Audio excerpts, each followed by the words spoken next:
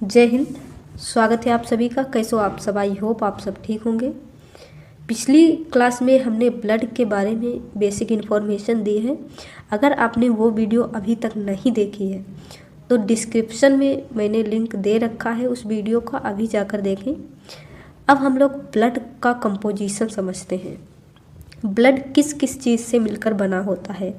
तो ब्लड में बेसिकली दो पार्ट होते हैं, एक उसका लिक्विड पार्ट होता है और दूसरा हार्ड पार्ट होता है। तो लिक्विड पार्ट को हम प्लाज्मा कहते हैं। लिक्विड पार्ट प्लाज्मा जो पूरे ब्लड का 60% होता है, कहीं कहीं पर 55% भी मिलेगा। जो उसके पार्टिकल्स जो उसमें घुले हुए होते हैं उन्हें हम कार्पल्स कहते हैं या रुधिराणु कहते हैं। ये बचे हुए 40% होते हैं। इस 40% में आरबीसी, डब्ल्यूबीसी और प्लेटलेट होते हैं। इसको हम बाद में समझेंगे, पहले प्लाज्मा के बारे में समझते हैं। प्लाज्मा पूरे ब्लड का 60% भाग होता है।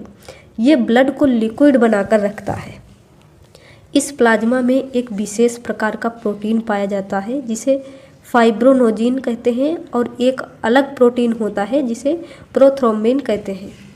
अगर आप ब्लड के प्लाज्मा में से अगर फाइब्रिनोजिन और प्रोथ्रोम्बिन को निकाल दीजिएगा तो मेनली फाइब्रिनोजिन और प्रोथ्रोम्बिन को निकालेंगे तो वह ब्लड हल्का येलो कलर का दिखेगा और पतला दिखेगा। ये ब्लड का गाढ़ा होता है, जो वो ज़्यादा पीला होता है, लेकिन जब प्रोथ्रोम्बिन और फाइब्रिनोजिन निकाल लेते हैं तो हल्का पीला और पतला हो जाता है। तो उसे हम सीरम कहते हैं। बीमारियों की जांच के लिए आपके ब्लड में से सीरम निकाल के चेक किया जाता है। अब हम समझते हैं रुधिराणु, जो बचे हुए 40% कार्पल्स हैं। इसमें आरबीसी, डब्ल्यूबीसी, प्लेटलेट होते हैं। आरबीसी यानी red blood cells, WBC white blood carpals. अब इसके बारे में समझते हैं। और प्लेटलेट, अब इसके बारे में देखिए, इसका बायोलॉजिकल नेम समझते हैं। तो इसका आरबीसी का टेक्निकल नेम क्या है? एरिथ्रोसाइट। डब्ल्यूबीसी का टेक्निकल नेम है ल्यूकोसाइट। प्लेटलेट का टेक्निकल नेम है थ्रोम्बोसाइट। तो आरबीसी की संख्या देखिए, अब देखते हैं इनकी संख्या कितनी है। आरबीसी की संख्या देखिए 50 लाख होती है, सबसे ज़्यादा आरबीसी की संख्या होती है। डब्ल्यूबीसी की संख्या 10,000 होती है और प्लेटलेट की संख्या 2 लाख होती है। ब्लड के रुधिराणु में आरबीसी की संख्या सबसे ज़्यादा होती है। अगर क्वेश्चन पूछे कि ब्लड के किस रुधिराणु में सबसे ज़्यादा संख्या होती है तो आरबीसी की। अब बात करते हैं इनका जीवन काल किसका कितना है, अवधि कितनी है इनकी। तो आरबीसी का जीवन काल 120 दिन होता है। याद रखिएगा, आरबीसी 120 दिन के बाद खराब हो जाता है। अब डब्ल्यूबीसी की बात करते हैं। डब्ल्यूबीसी का जीवन काल 4 दिन होता है। ये 4 दिन के बाद खराब हो जाता है, 4 दिन से ज़्यादा नहीं रह सकता। प्लेटलेट का जीवन काल 7 दिन होता है।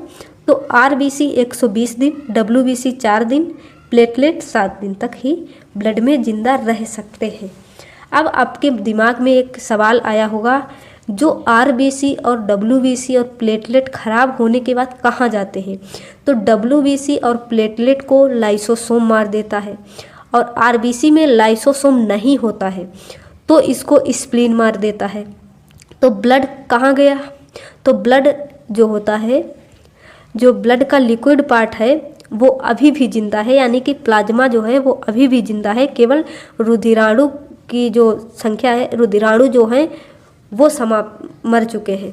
तो जो स्प्लीन होता है ये आरबीसी की जो मात्रा खराब हो गई है उनको छान लेता है। तो केवल रुधिराणु खराब होते हैं, प्लाज्मा जिंदा रहता है। फिर हमारा शरीर बोन मेरो डब्ल्यूबीसी बनाता है, प्लाज्मा में मिला देता है। बोन मेरो प्लेटलेट आरबीसी बनाता है, प्लाज्मा में मिला देता है। तो फिर से ब्लड बनकर तैयार हो जाता है। तो इस प्रकार से ये महत्वपूर्ण घटक हैं ब्लड के, आरबीसी, डब्ल्यूबीसी, प्लेटलेट। तो आगे की क्लास अगली वीडियो में, तब तक के लिए